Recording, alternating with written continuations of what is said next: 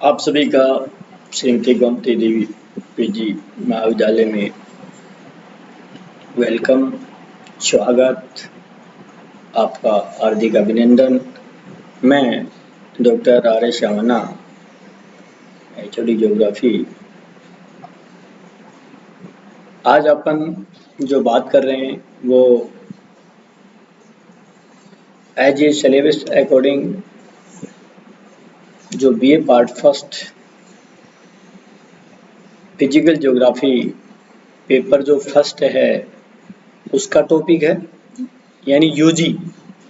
और यूजी में दोनों के लिए पास कोर्स, तीनों के लिए पास कोर्स, ऑनर्स और इंटीग्रेटिव वाला बीए बीएड, उन तीनों के फिजिकल ज्योग्राफी का जो टॉपिक है वो है सूर्यताप, ऊष्मा बजट। और यही टॉपिक पीजी क्लासेज में जो एमए फाइनल में है, वो एमए फाइनल ज्योग्राफी में जो तीसरा पेपर चलता है, जिसे क्लाइमेट ओशनोग्राफी या क्लाइमेटोलॉजी जो पेपर चलता है उसका चैप्टर है। आइए अपन बात करते हैं आज की जो टॉपिक है। आज का जो टॉपिक है हमारा सूर्यताप, सनराइज कहें या सूर्यताप व पृथ्वी का ऊष्मा बजट। ये जो सूर्य का जो ताप है और पृथ्वी का जो ऊष्मा बजट है, इसके बारे में बात करेंगे। आज का जो हमारा टॉपिक है बड़ा इंटरेस्टिंग टॉपिक है।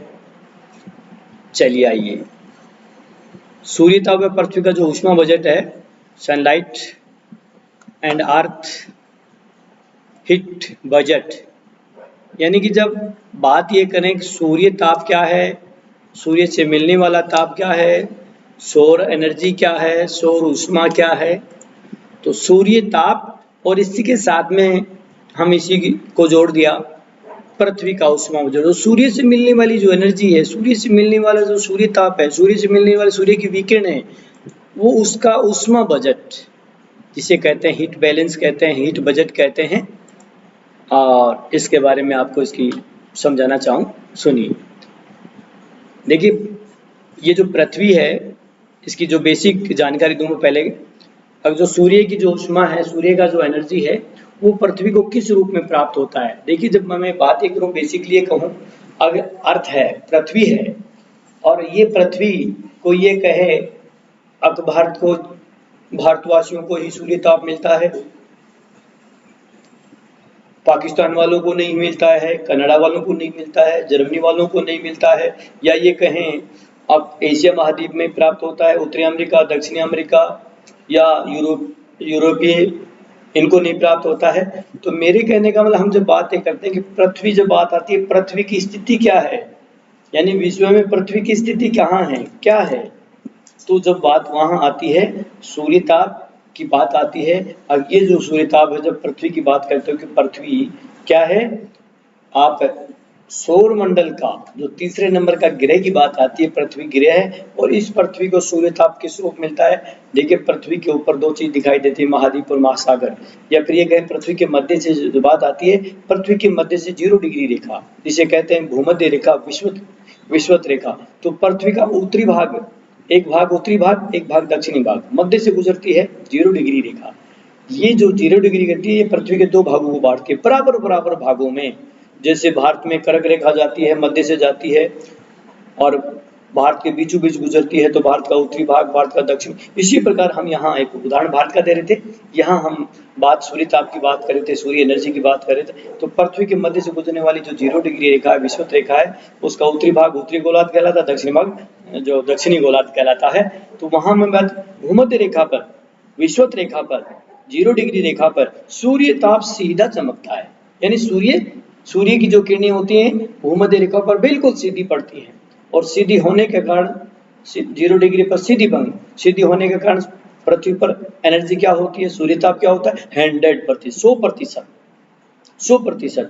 इसलिए भूमध्य रेखा से, विषुवत रेखा से, 0 डिग्री रेखा से जैसे जैसे ध्रुवों पे जाते हैं, या फिर ये कहें निम्न अक्षांशों से उच्च अक्षांशों की ओर जाते हैं, तो क्या होता है, तापमान धीरे धीरे कम होता जाता है। भूमध्य रेखा पर तापमान ज्यादा है, यानी भूमध्य रेखा पर तापमान 100% है, 100%।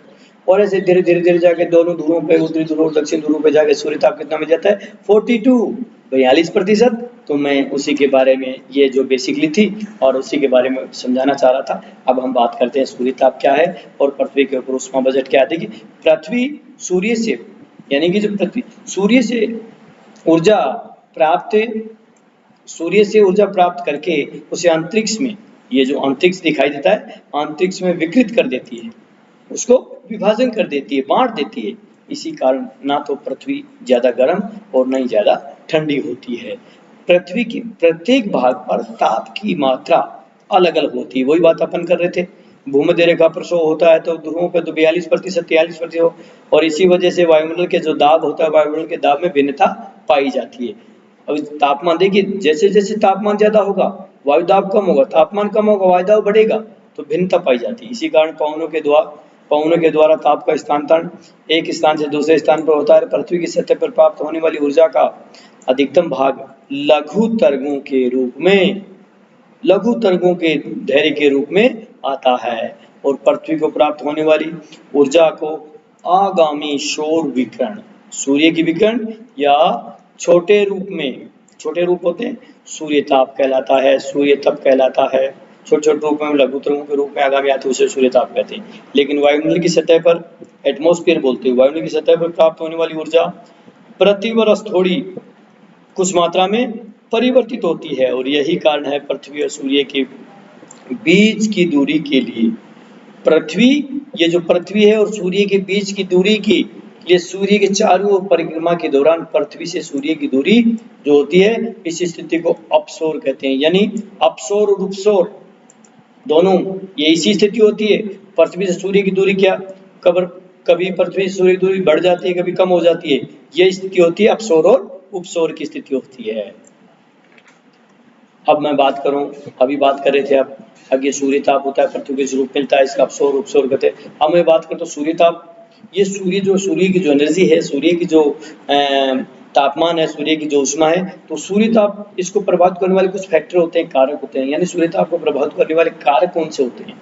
जब मैं कारकों की बात करूं, जब मैं फैक्टर की बात करूं, तो ये कह सकता हूं 8 कारक जो मुख्य हैं, मैं इनको क्रम वाइज एक सिस्टम से मैं अभी बताने की कोशिश करता हूं, फिर थोड़ा हल्का हल्का इनको समझा। पहला है अक्षांशीय वितरण। जब ये कहूँ अक्षांशीय वितरण, पहले इनके क्रम से नाम, अक्षांशीय वितरण है समुद्र तल से ऊंचाई है, समुद्र तल से दूरी है, समुद्री धाराएं हैं और प्रचलित पवने हैं, धरातल की प्रकृति और भूमि का ढाल है, और वर्षा एवं बादल। अब मैं सबसे पहले कहूँ अक्षांशीय वितरण, जिससे अभी बात कर रहे थे। अगर मैं पृथ्वी की अगर आपको ये इस रूप में समझाना चाहूँ, आप को एक डायग्राम के द्वारा, तो देखिए मैं इसको एक डायग्राम के द्वारा समझाना चाहूँ, तो एक सर्किल बना के मैं अभी आपको समझाना चाहूँ। ये एक गोल सर्किल है, और ये गोल सर्किल है, ये पृथ्वी है मान लीजिए, और मध्य से बिल्कुल इस सर्किल के मध्य से एक रेखा है और ऊपर ये रेखा है। अब ये जो रेखा 0 डिग्री है, ये 0 डिग्री रेखा है, ये जो मध्य वाली जो रेखा है, ये 0 डिग्री रेखा है, भूमध्य रेखा कहते हैं, 0 डिग्री कहते हैं, या इसे अब यहाँ जो सूर्य ताप मिल रहा है वो 100% मिल रहा है, इसको ये समझिए। मैं यहीं से अक्षांशीय वितरण समझ जाएंगे।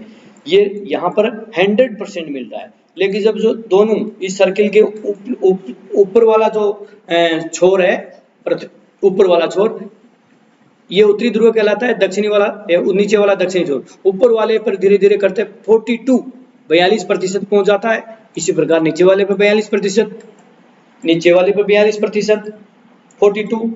अब देखिए ये इसका मतलब क्या हुआ, भूमध्य रेखा पर 100% अभी बात कर रहे थे, और ऊपर वाले पे 42, तो ऐसे क्या, यह क्या है, निम्न अक्षांश है 0 डिग्री, और ऐसे धीरे धीरे जाते हुए दोनों ध्रुवों पे जाते हैं, 90 के एंगल पे जाते हैं, और 90 अक्षांशों पे जाते हैं। 90 अक्षांश क्या होते हैं, उच्च अक्षांश कहलाते हैं, और वहां क्या हो जाता है, ये 42%। इसका मतलब अक्षांशीय वितरण है। अक्षांशीय वितरण के आधार पर क्या होता है, सूर्य ताप प्राप्त होता है, यानी भूमध्य रेखा पर सबसे ज्यादा, फिर जैसे जैसे ऊंचा, जैसे जैसे दोनों ओर जाएंगे उत्तरी दक्षिणी, तो कम हो। दूसरा समुद्र तल से ऊंचाई।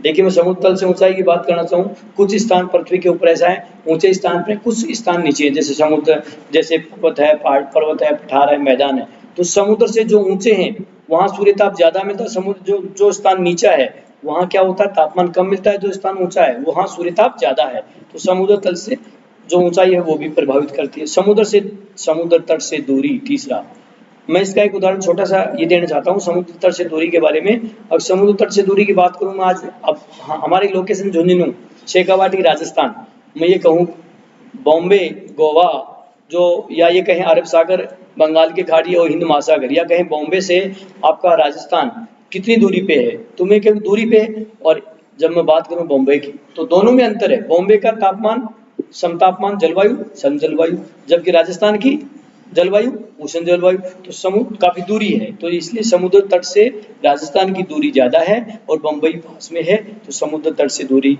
यानी दूरी के आधार पर भी सूर्य ताप प्रभावित करता है। समुद्री धाराएं भी तापमान को प्रभावित करती है। धाराएं दो प्रकार की होती है, गर्म धारा और एक ठंडी धारा। तो जैसे गर्म धारा ठंडे स्थानों पर जाती है तो वो उसके तापमान को प्रभावित करेगी, और ठंडी धारा गर्म स्थान में जाएगी तो वहां प्रभावित करेगी, तो धाराएं प्रभावित करती हैं। प्रचलित पवनों की बात करें, पवनों की मैं बात करूं तो 3 प्रकार की पवनें होती हैं। ये पहली व्यापारिक पवनें, दूसरी पछुआ पवनें, तीसरी ध्रुवीय पवनें। तो ये प्रचलित पवनों की बात आती है, तो इसमें पवनें एक स्थायी पवनें होती हैं, एक मानसूनी पवनें होती हैं, एक अस्थायी पवनें होती हैं। तो पवनें होती हैं वायु, गर्म वायु और ठंडी वायु, जैसे धाराओं की तरह, ये भी तापमान को प्रभावित करती हैं। धरातल की प्रकृति, देखा अभी धरातल की प्रकृति को, ये धरातल समान नहीं है, पृथ्वी समान नहीं, कहीं ऊंची है कहीं नीची, यानी ऊंचाउच में है, कहीं पर्वत है, कहीं पठार है, कहीं मैदान है, कहीं इस प्रकार की शिलाकृतियां हैं। तो प्रकृति, धरातल की जो प्रकृति है समान नहीं है।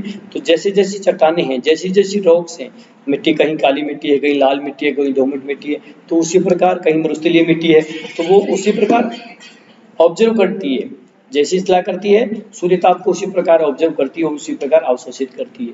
भूमि का ढाल, और भूमि का ढाल भी प्रभावित करता है। जैसे भूमि का ढाल, जैसे मैं बात करना चाहूँ, पर्वत है, पर्वत का तो पर्वत के सामने वाला, जैसे सूर्य उदय होता है तो सूर्य उदय होते ही बिल्कुल जो पहली रोशनी जाती है पर्वत के सामने वाले पर जाती है। जब पर्वत का जो पीछे वाला होता है, दोपहर बाद में वो स्थिति होती है, तो दोपहर तक सूर्य उदय होता है, इधर गर्म होता है, फिर इधर, तो ये पर्वत के जो ढाल होते हैं या भूमि का ढाल होता है वो प्रभावित करता है सूर्यताप को।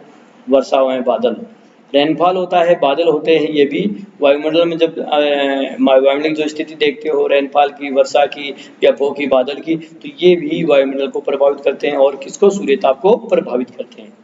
अब देखिए बात अभी अपन बात कर रहे थे इनको प्रभावित करने वाले कारक 8 को। अब बात है इसी में एक आप ये कहें कई बार छोटा सा क्वेश्चन आ जाता है तो मैं उसकी बात कर रहा हूँ। जो पृथ्वी का जो अक्ष है, कहते हैं पृथ्वी का अक्ष सूर्य के चारों ओर, पृथ्वी का जो अक्ष सूर्य के चारों ओर परिक्रमा के समतल कक्ष में 66.5 पॉइंट यानी 66.5 66.5 डिग्री का कोण बनाता है, जो विभिन्न अक्षांशों पर प्राप्त होने वाली सूर्यताप की मात्रा को प्रभावित करता है। ये था सूर्यताप को प्रभावित करने वाला कारक। अब मैं बात करूं इसी संबंधित, जब टेम्परेचर की बात कर रहे थे और टेम्परेचर की बात कर रहे थे तो क्या होगा, तापमान क्या होता है, तापमान का प्रतिलोम या व्यतिलोम। देखिए प्रतिलोम और व्यतिक्रम दोनों में अंतर होता है। अभी बात करें, कई बार होता है प्रतिलोम विलोम। तापमान सामान्यतः क्या होता है, तापमान पृथ्वी के ऊपर, पृथ्वी से ऊपर वायुमंडल, पृथ्वी से नीचे पृथ्वी की आंतरिक स्थिति, दो चीज होती हैं।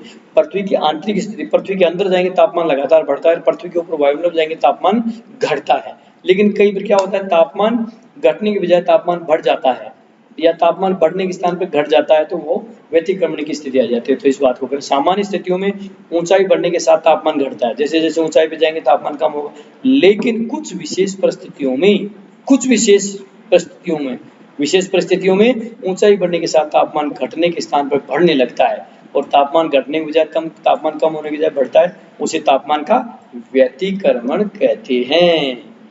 जैसे मैं अभी बात करूं, व्यतिक्रमण होने का जो कारण होता है वो इसलिए होता है, ये उसके फैक्टर होते हैं, उसके भी कारक होते हैं, और ये व्यतिक्रमण इसलिए होता है, स्वस्थ आकाश होता है, बिल्कुल साफ आकाश, लंबी रातों के कारण होता है, साफ आकाश के कारण होता है, शांत वायु के कारण होता है, एयर में मोमेंट नहीं होता है, लंबी रातें होती हैं, और शुष्क वायु, ड्राई एयर चलती है, और हिम यानी आइस की जो पवनें चलती है आदि के परिस्थितियों के कारण ये जो व्यतिक्रमण कहें, प्रतिलोमन कहें, ये इस प्रकार की स्थिति होती है व्यतिक्रमण में। आगे चलें, बात करूं तो वायु के निचली परतों में जो निचली परतें, निचली परतों से उष्मा का ह्रास विकिरण द्वारा तेज गति से होता है, परंतु ऊपर की वायु का विकिरण द्वारा उष्मा का ह्रास तुलनात्मक रूप से कम गति से होता है।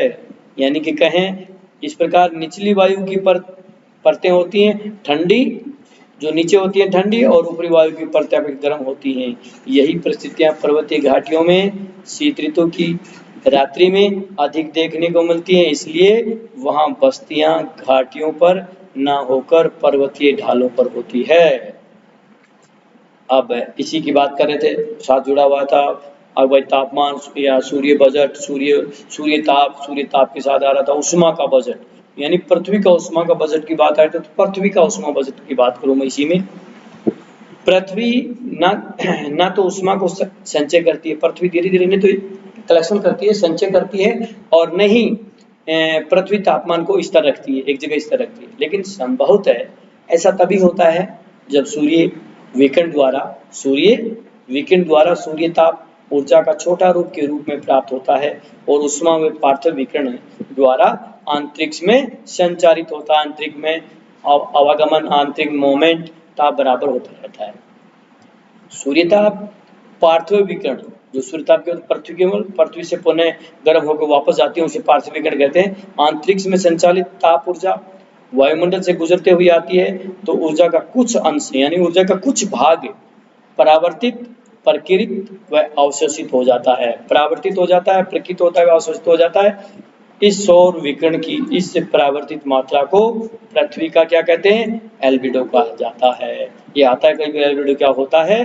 तो अब मैं इसी में इसका थोड़ा सा जो उष्मा बजट की बात आती है तो मैं उसको भी क्लियर करना चाहूँ। देखिए बात ये कहें, अब पृथ्वी पर ऊर्जा का जो स्रोत है वो सूर्य है। पृथ्वी पर जो एनर्जी मिलती है कहाँ से मिलती है, सूर्य से, जिसकी पृथ्वी से औसत दूरी 15 करोड़ किलोमीटर है, और सूर्य का प्रकाश पृथ्वी तक पहुंचने में 8 मिनट 20 सेकंड का समय लगता है। ये साधारण से सब बच्चे बता सकते हैं। अब सूर्य के जो वो पृथ्वी तक पहुंचने में 8 मिनट बता, लेकिन 8 मिनट 20 सेकंड का समय लगता है। सूर्य की किरण इस दूरी को जब ये कहें 3 लाख किलोमीटर प्रति सेकंड की दर से तय करती है, यानी किलोमीटर प्रति सेकंड की दर से तय करती है। और सूर्य की जो बाह्य सतह का, सूर्य का आंतरिक बनी, सूर्य का जो बाहर वाले हिस्सा दिखाई दे रहा है, बाह्य सतह का 6000 डिग्री सेल्सियस का तापमान रहता है। लेकिन सूर्य में लगातार ऊर्जा बनने की प्रक्रिया नाभिकीय संचलन द्वारा प्राप्त होती है, नाभिकीय। और सूर्य से हमारी पृथ्वी तक लघु तरंगों के रूप में ऊर्जा पहुंचती है, धीरे धीरे छोटे छोटे तरंगों के रूप में पहुंचती है। और पृथ्वी सौर विकिरण का मात्र 2 अरबवां हिस्सा ही प्राप्त कर पाता है। और पृथ्वी पर पहुंचने वाली सौर विकिरण सूर्यताप कहलाती है। पृथ्वी का धरातल ये कहें 2 काल में, 2 सेंटीमीटर में, 2 मिनट में, 2 किलो तो दर से ऊर्जा प्राप्त करता है। इसे सौर स्थानांतरिक या कहते हैं स्थानक भी कहते हैं। और यही सौर विकिरण हमारी पृथ्वी का औसत तापमान 15 डिग्री सेल्सियस को बरकरार रखता है। और सूर्य ताप का जो मापन होता है वो पाइरोमीटर के द्वारा किया जाता है। कई बार होता है कि हम सूर्य ताप का मापन कैसे करते हैं, तो पाइरोलियो एक मीटर होता है और इसके द्वारा किया जाता है। ये अपन जो पढ़ रहे थे उसकी ये अभी तक अपन बात कर रहे थे किसके बारे में, ये आप सूर्य ताप, पृथ्वी का उष्मा बजट और उसके बारे में बात कर रहे थे। चल ये अपना यही एंड होता है, इसलिए जो ज़्यादा से ज़्यादा आप इसकी वीडियो देखने, न्यू वीडियो देखने, इसको लाइक करें, इसको सब्सक्राइब करें। Okay, thanks for watch.